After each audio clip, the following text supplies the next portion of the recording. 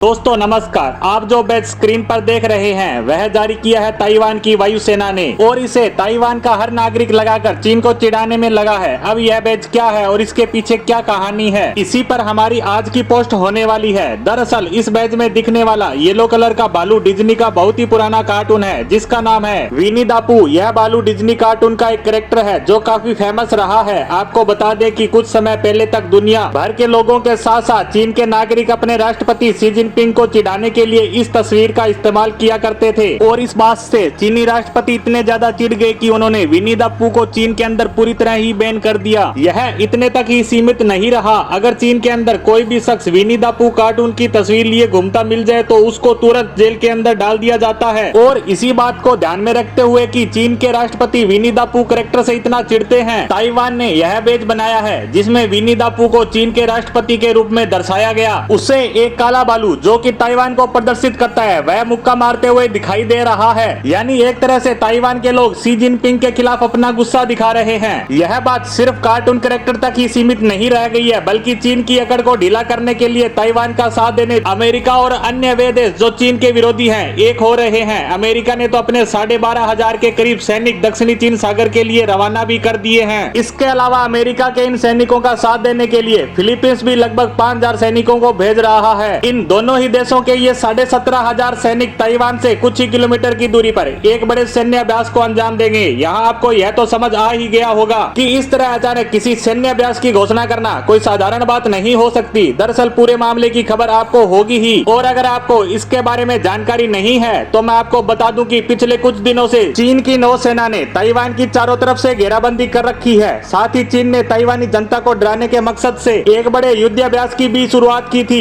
इसी को ध्यान में रखते हुए अमेरिका ने अपनी नौसेना को ताइवान की सीमा के नजदीक तैनात किया है, यानी फिलीपींस के साथ बड़े युद्धाभ्यास का दिखावा करने जा रहे हैं। और सबसे बड़ी बात, जैसे ही अमेरिका ने इस ड्रिल की घोषणा की वैसे ही चीन की नौसेना अपने जहाजों को उस क्षेत्र से निकालना शुरू कर देती है जहां पर यह युद्धाभ्यास होना है। हालांकि अभी भी चीन के 8 से ज्यादा बड़े युद्धपोत ताइवान की सीमा के नजदीक खड़े देखे गए हैं। साथ ही चीन के लड़ाकू विमान ताइवान की वायु सीमा में बार बार घुसपैठ कर रहे हैं। इससे आप समझ गए होंगे कि चीन अब भी पूरी तरह पीछे हटने का नाम नहीं ले रहा है। देखा जाए तो कहीं ना कहीं चीन भी इस तनाव को बरकरार रखने के मूड में नजर आ रहा है, क्योंकि अगर चीन अमेरिका की घोषणा के बाद एकदम से पीछे हट जाता है तो विश्व समुदाय के सामने चीन की कायरता का नेगेटिव संदेश जाएगा, जो कि चीनी राष्ट्रपति शी जिनपिंग बिल्कुल भी नहीं चाहते। इसीलिए अंदाजा लगाया जा रहा है कि यह तनाव अभी कुछ समय और तक बरकरार रह सकता है। अब देखने वाली बात है कि आने वाले समय में ऊंट किस करवट बैठता है, इस पर हमारी नजर आगे भी बनी रहेगी। इसी के साथ हमारी आज की पोस्ट को यहीं विराम देते हैं। धन्यवाद।